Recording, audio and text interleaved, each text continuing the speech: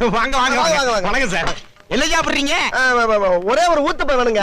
ஒரு நிமிஷங்க, முடிச்ச கேட்டு போங்க. சொல்லுங்க. என்ன பண்றீங்க? ஒரு செம்பு தண்ணி எடுத்துக்கங்க. அத தோசைக்கல்ல ஊத்தி அதுக்குன்னு வழக்கமா ஒரு விளக்கமாறு வச்சிருப்பீங்கல்ல? ஆமாங்க. அத அடிப்பக்கமா திருப்பி சரிங்க.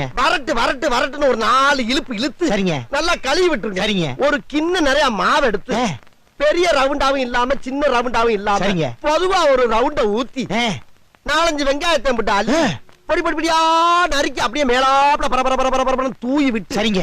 ஒரு நீளமான கேரட் எடுத்து அதையும் பொடி பொடியா நறுக்கி சரிங்க. அப்படியே மேலாப்ல பரபர தூவி விட்டு சரிங்க.